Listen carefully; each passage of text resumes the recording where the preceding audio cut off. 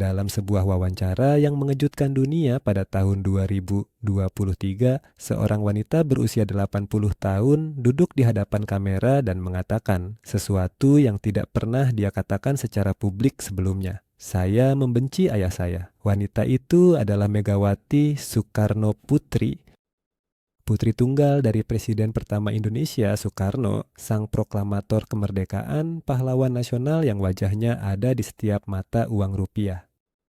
Bagaimana mungkin putri dari pendiri bangsa, wanita yang juga pernah menjadi presiden Indonesia sendiri, bisa mengucapkan kata-kata sepenuh kebencian tentang ayahnya? Apa yang terjadi di balik pintu tertutup Istana Merdeka yang membuat hubungan ayah anak ini berubah menjadi tragedi yang mendalam? Selama puluhan tahun, Megawati menjaga rahasia keluarganya dengan ketat, memainkan peran sebagai anak yang patuh dan pewaris politik yang setia. Tetapi di usia senjanya, sesuatu pecah. Mungkin karena dia merasa tidak ada lagi yang harus dia buktikan.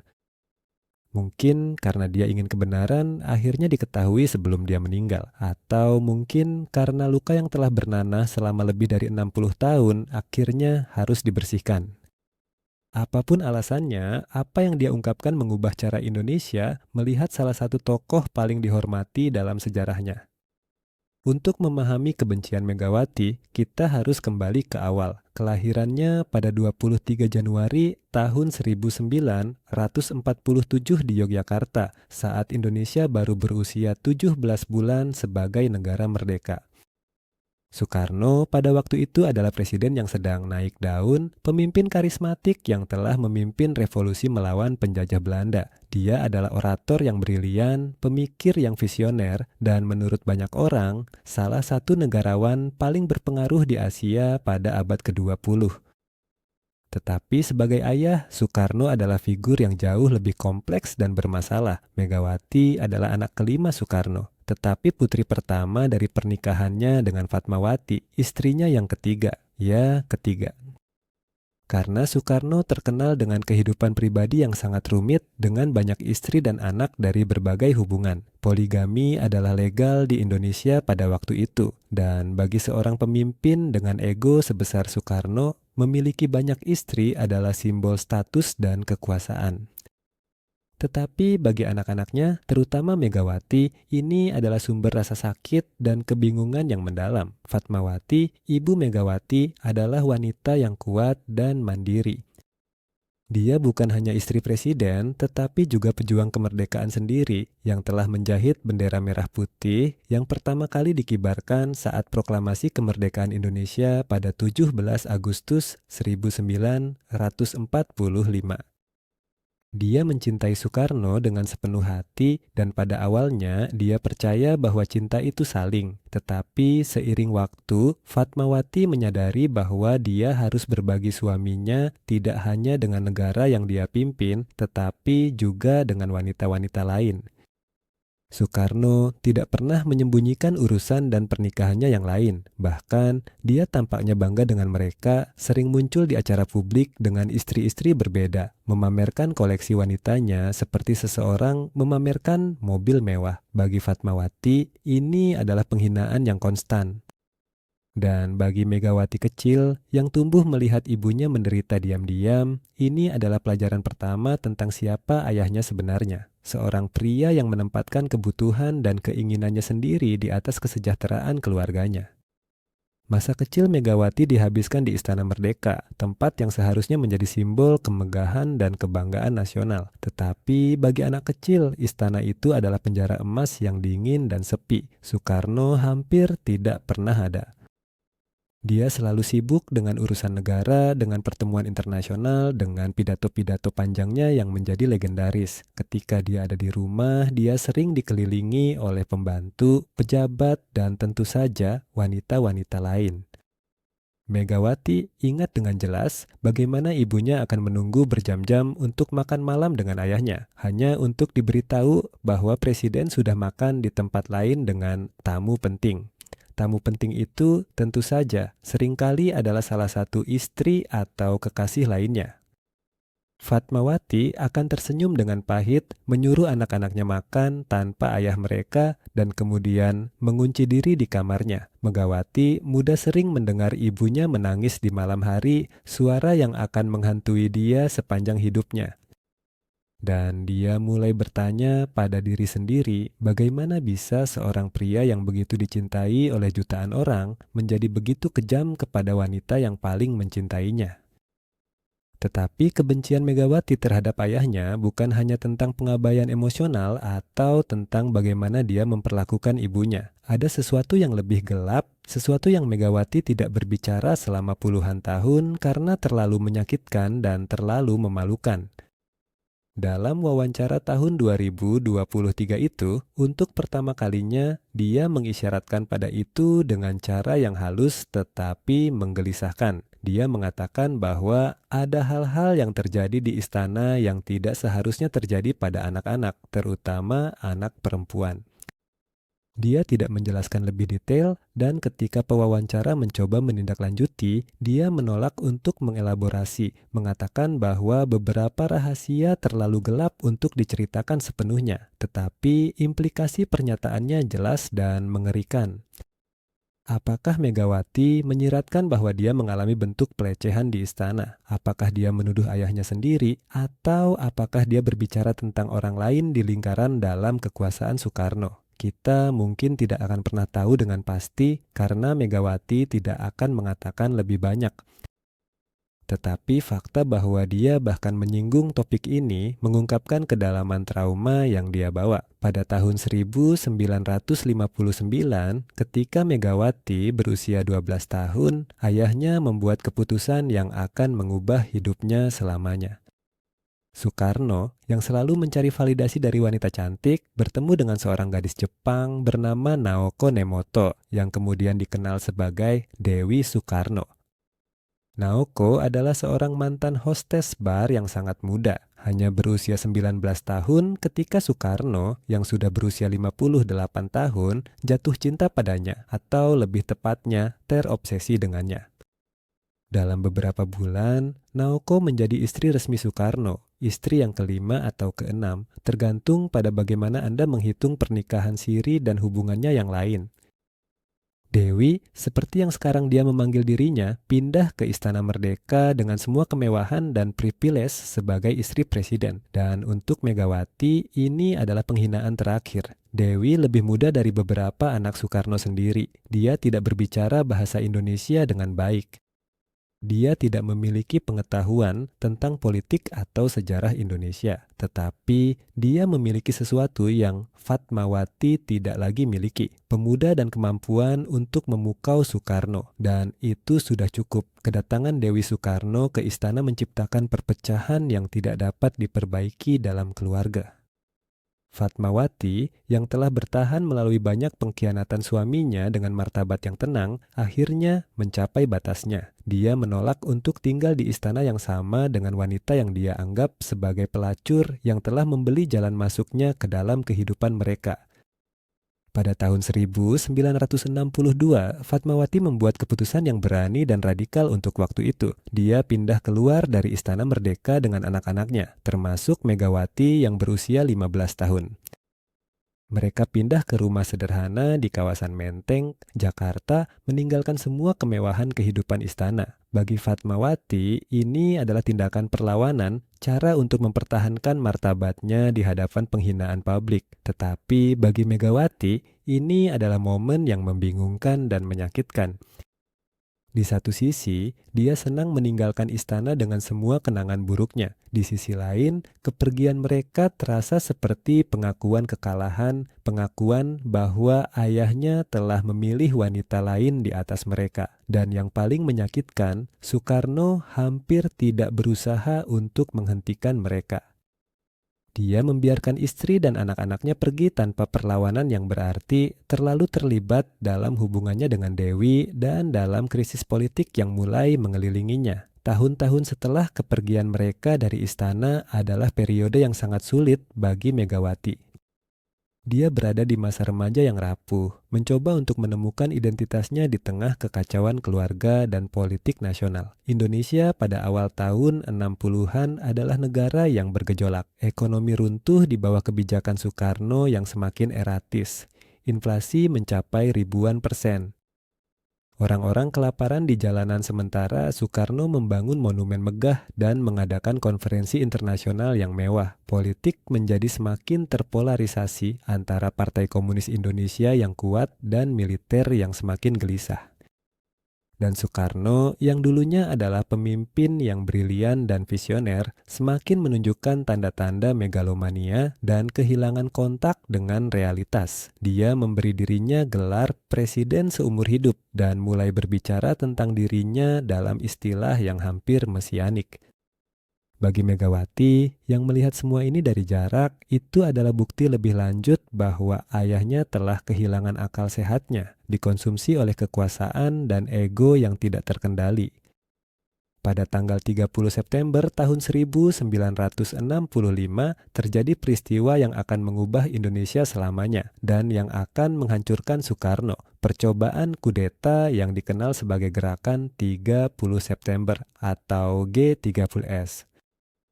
6 jenderal senior dibunuh dalam satu malam oleh sekelompok perwira yang diduga berafiliasi dengan Partai Komunis Indonesia. Kudeta itu digagalkan oleh Jenderal Soeharto yang kemudian menggunakan kekacauan sebagai kesempatan untuk meluncurkan pembersihan massal terhadap komunis dan simpatisan mereka. Ratusan ribu orang, mungkin lebih dari 1 juta, dibunuh dalam pembantaian yang merupakan salah satu genosida paling mengerikan abad ke-20 Soekarno, yang telah mencoba untuk menyeimbangkan antara komunis dan militer, kehilangan semua kredibilitas dan kekuasaannya. Soeharto secara bertahap mengambil alih kontrol pemerintahan, dan pada tahun 1968, Soekarno dipaksa untuk menyerahkan kekuasaan penuh. Dia ditempatkan di bawah tahanan rumah de facto di Istana Bogor, dikucilkan dari kehidupan politik, dihina oleh rezim baru yang menggambarkan dia sebagai pengkhianat dan boneka komunis. Kejatuhan dari pemimpin yang dipuja menjadi tahanan yang dikucilkan adalah dramatis dan brutal. Dan bagi Megawati, itu adalah peristiwa yang menghasilkan perasaan yang sangat bertentangan. Di satu sisi, Megawati tidak bisa tidak merasa kepuasan tertentu melihat ayahnya yang sombong dan egois akhirnya menghadapi konsekuensi dari tindakannya. Semua kekuasaan, semua wanita, semua kemewahan telah hilang. Dia sekarang seorang pria tua yang sakit, ditinggalkan oleh sebagian besar sekutunya, hidup dalam isolasi yang hampir total. Dewi telah melarikan diri ke Jepang dengan anak mereka, menolak untuk berbagi nasib buruk Soekarno. Istri-istri lainnya juga menjauh. Hanya Fatmawati, wanita yang telah dia khianati begitu sering, yang menunjukkan belas kasihan dan kadang-kadang mengunjunginya di tahanan. Ironi dari situasi ini tidak hilang pada Megawati. Tetapi di sisi lain, melihat ayahnya dalam kondisi yang menyedihkan juga membangkitkan sesuatu yang dia tidak ingin rasakan. Kasihan, bahkan sisa-sisa cinta anak. Bagaimanapun juga, ini adalah ayahnya. Pria yang telah membebaskan bangsa yang namanya menjadi legenda. Melihatnya dihancurkan oleh rezim baru yang dengan kejam merevisi sejarah untuk menggambarkan dia sebagai penjahat adalah menyakitkan, bahkan untuk anak yang membencinya. Megawati menemukan dirinya tersiksa oleh pertanyaan, haruskah dia mengunjunginya?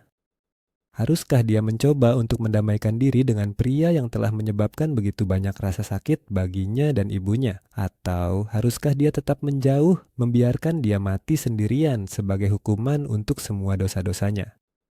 Megawati akhirnya memutuskan untuk mengunjungi ayahnya pada tahun 1969, 2 tahun setelah kejatuhan politiknya.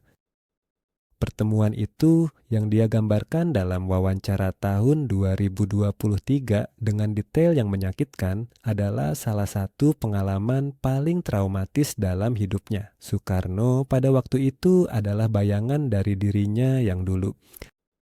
Dia menderita penyakit ginjal yang parah, diabetes, dan kemungkinan beberapa bentuk demensia atau depresi berat. Tubuhnya yang pernah kuat dan atletis telah menyusut. Wajahnya yang pernah bersemangat dan penuh kehidupan sekarang tampak tua dan kosong.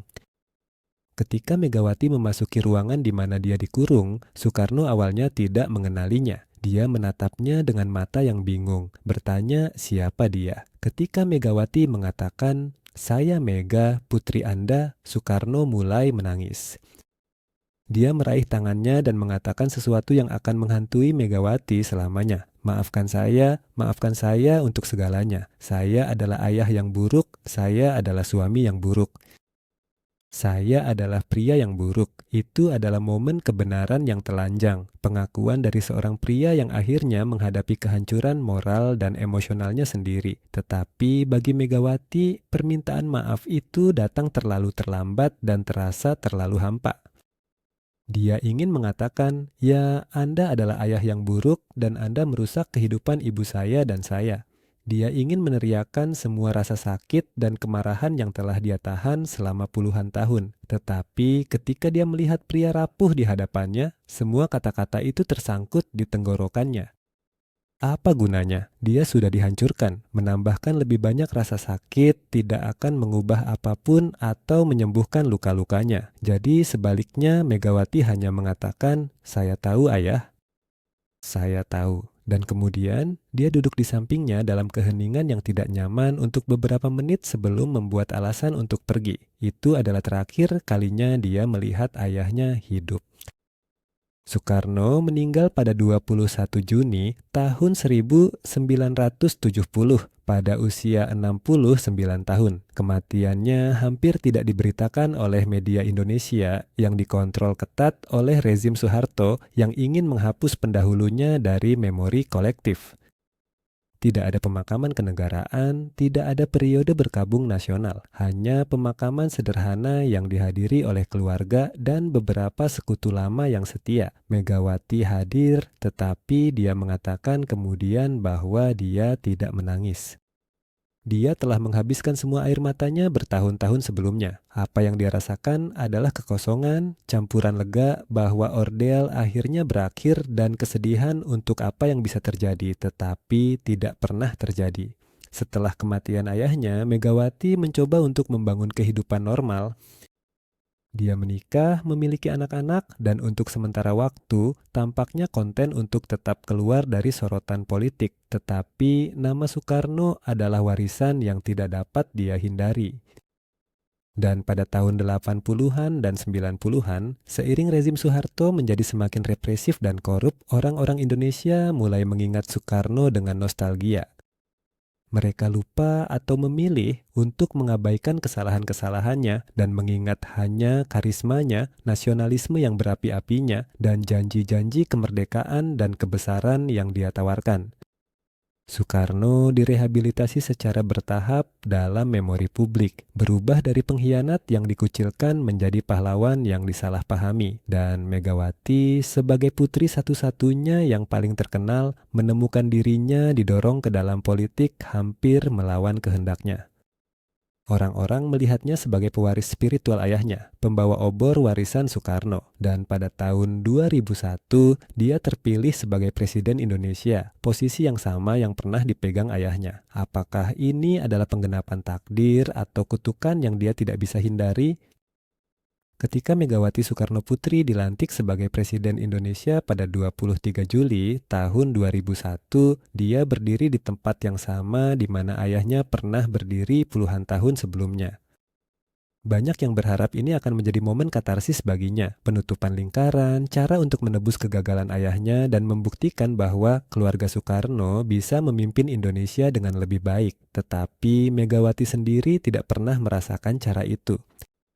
Dalam wawancara tahun 2023, dia mengakui bahwa seluruh presidensinya terasa seperti upaya untuk melarikan diri dari bayangan ayahnya, tetapi pada saat yang sama terjebak di dalamnya.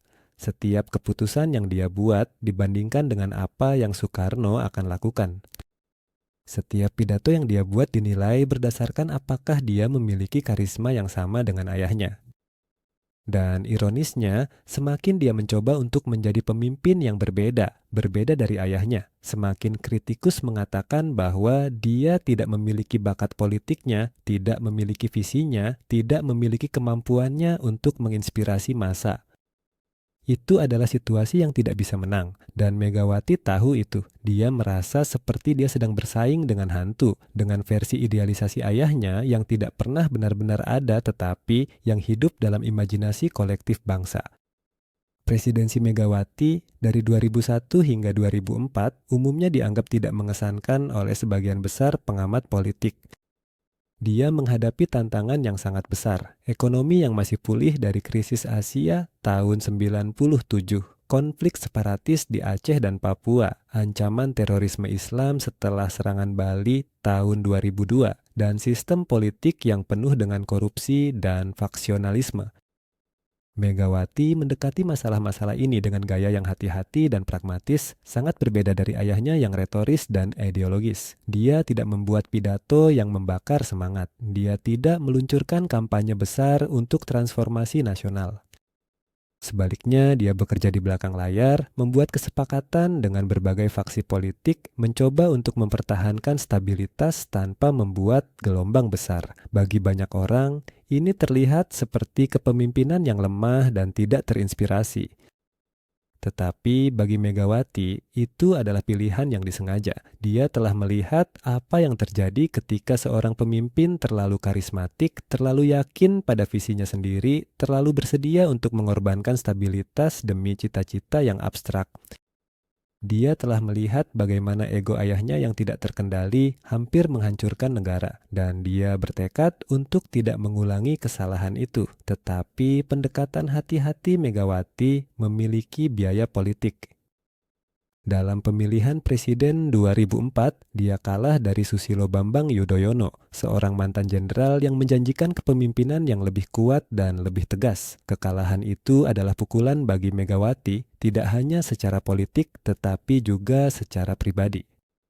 Dia merasa bahwa dia telah mencoba untuk melayani negara dengan integritas untuk menjadi jenis pemimpin yang berbeda, dan rakyat Indonesia telah menolaknya. Dan tentu saja, perbandingan dengan ayahnya segera dimulai lagi.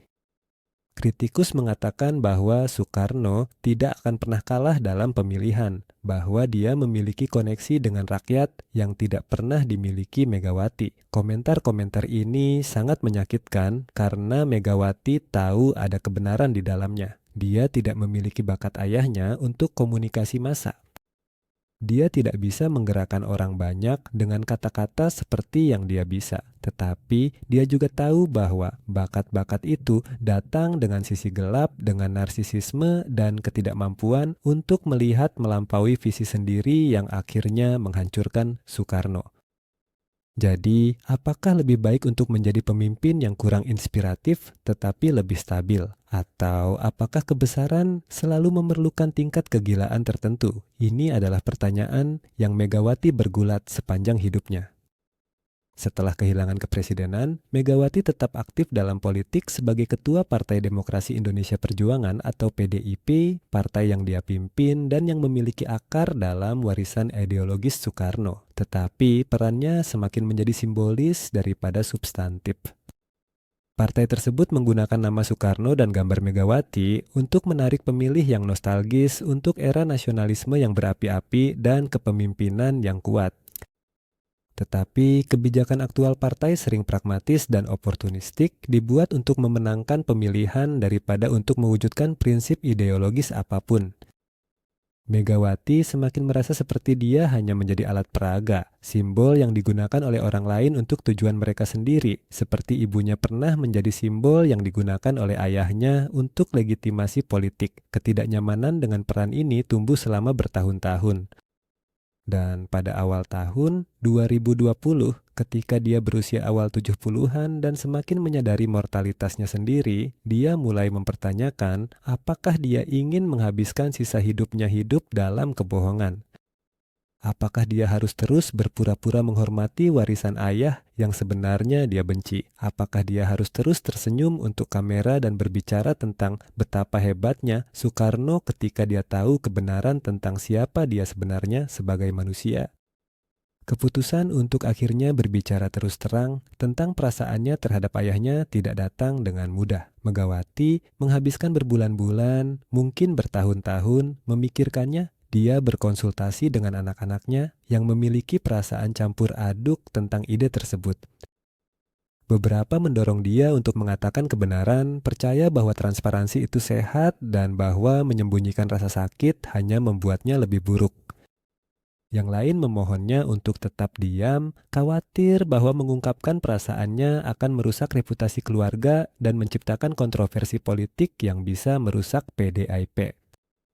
Tetapi pada akhirnya Megawati memutuskan bahwa dia harus melakukannya untuk dirinya sendiri, bukan untuk keluarganya atau partainya atau bahkan untuk sejarah. Dia harus mengatakan kebenaran karena membawa rahasia ini selama lebih dari 70 tahun telah meracuni jiwanya dan dia ingin mati dengan hati nurani yang bersih. Jadi pada tahun 2023, dia setuju untuk wawancara mendalam dengan jurnalis yang dia percayai, dengan pengertian bahwa tidak ada topik yang terlarang, tidak ada pertanyaan yang terlalu pribadi atau terlalu kontroversial.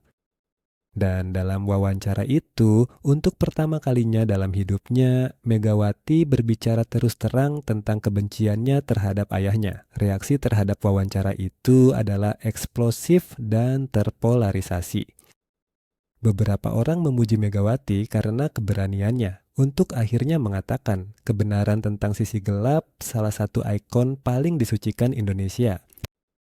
Mereka berpendapat bahwa Soekarno, seperti semua figur sejarah, harus dilihat dengan kompleksitas penuh, dengan semua kelemahan dan kegagalannya serta pencapaiannya, dan bahwa mengidolakan dia tanpa mengakui bagaimana dia merusak keluarganya sendiri adalah bentuk ketidakjujuran historis.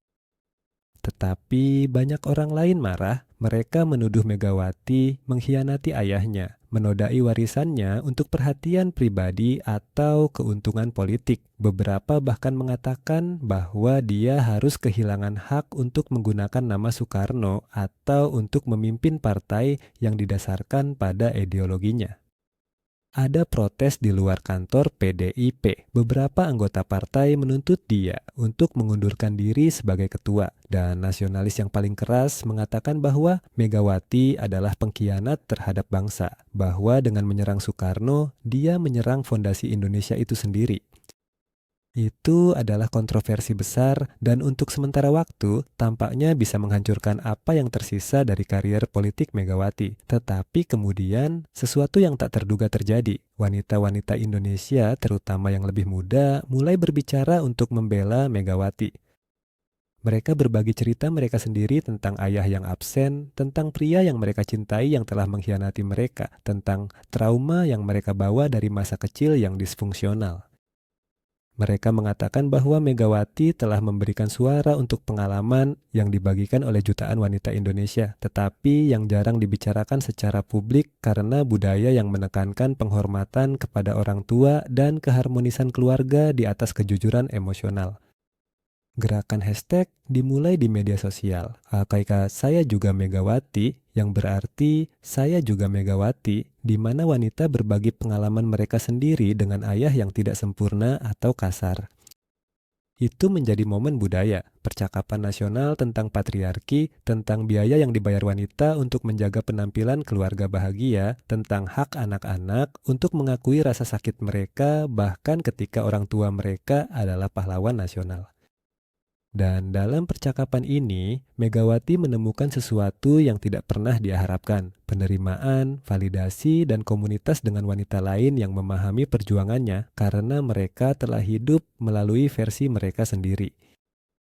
Dalam bulan-bulan setelah wawancara yang kontroversial itu, Megawati Soekarno Putri mengalami transformasi yang luar biasa. Untuk pertama kalinya dalam hidupnya, dia merasa bebas dari beban yang telah dia bawa sejak masa kecil.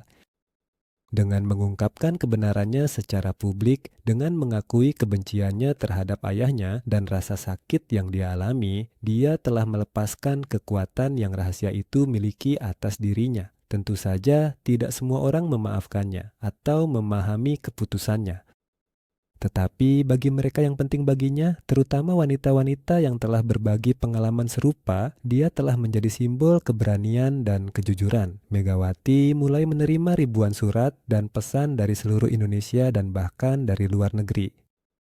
Wanita-wanita menulis kepadanya untuk berterima kasih karena telah memberi mereka izin untuk mengakui rasa sakit mereka sendiri, untuk berhenti berpura-pura bahwa segala sesuatunya baik-baik saja ketika tidak.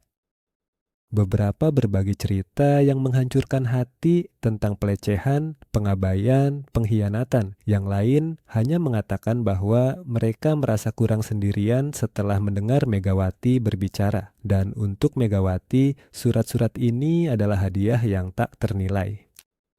Mereka memberinya rasa tujuan yang telah hilang dari hidupnya sejak dia meninggalkan kepresidenan. Dia menyadari bahwa dengan berbagi ceritanya, dia dapat membantu orang lain menyembuhkan dari trauma mereka sendiri. Dan itu, dalam banyak hal, adalah warisan yang lebih bermakna daripada apapun yang bisa dia capai dalam politik. Tetapi cerita Megawati juga memaksa Indonesia untuk menghadapi pertanyaan yang tidak nyaman tentang bagaimana negara memperlakukan pahlawan nasionalnya. Apakah mungkin untuk mengakui bahwa seseorang bisa menjadi pemimpin yang hebat dalam domain publik, tetapi orang yang gagal dalam kehidupan pribadi mereka? Apakah kita harus memisahkan pencapaian seseorang dari karakter pribadi mereka?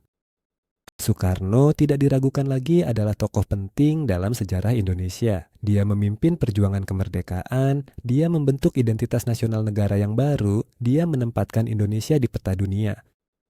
Tetapi dia juga adalah suami yang buruk, ayah yang tidak ada, dan menurut putrinya sendiri seseorang yang menyebabkan rasa sakit yang mendalam kepada orang-orang terdekatnya. Kedua hal ini bisa benar pada saat yang sama.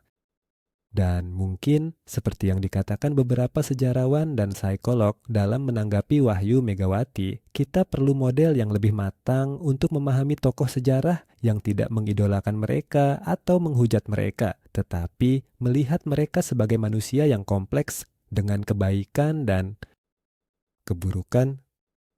Soekarno memberikan Indonesia kemerdekaan, tetapi dia juga mencuri masa kecil putrinya. Kedua pernyataan ini adalah bagian dari warisannya. Megawati sendiri dalam percakapan lanjutan dengan jurnalis dan dalam beberapa wawancara publik setelah yang pertama mulai mengeksplorasi nuansa ini dengan lebih mendalam. Dia menjelaskan bahwa kebenciannya terhadap ayahnya bukanlah penolakan total terhadap siapa dia atau apa yang dia capai. Dia masih mengakui bahwa dia adalah pemimpin yang karismatik yang menginspirasi jutaan orang. Dia masih bangga menjadi orang Indonesia dan menghargai peran ayahnya dalam menciptakan negara. Tetapi dia juga bersikeras bahwa pencapaian publik ini tidak menghapus atau membenarkan kegagalan pribadinya. Bahwa seorang pria bisa sekaligus menjadi pahlawan bagi bangsanya dan penjahat bagi keluarganya. Dan bahwa anak-anak dari orang-orang besar masih memiliki hak untuk merasakan rasa sakit mereka, untuk marah atas bagaimana mereka diperlakukan, untuk menolak untuk mengidolakan orang tua yang merusak mereka. Ini adalah pesan yang kuat dan penting, dan itu resonan jauh melampaui cerita pribadi Megawati. Itu berbicara tentang hak semua anak untuk diakui, dihormati, dan dicintai, terlepas dari seberapa penting atau sibuknya orang tua mereka. Tidak ada anak yang harus mengorbankan kesejahteraan emosional mereka untuk ambisi atau warisan orang tua mereka. Dan jika orang tua gagal dalam tanggung jawab dasar ini, anak-anak memiliki hak untuk mengatakan demikian, bahkan jika orang tua itu adalah presiden atau pahlawan nasional. Salah satu konsekuensi paling menarik dari Wahyu Megawati adalah bahwa itu memicu investigasi jurnalistik baru ke dalam kehidupan pribadi Soekarno dan perlakuannya terhadap wanita.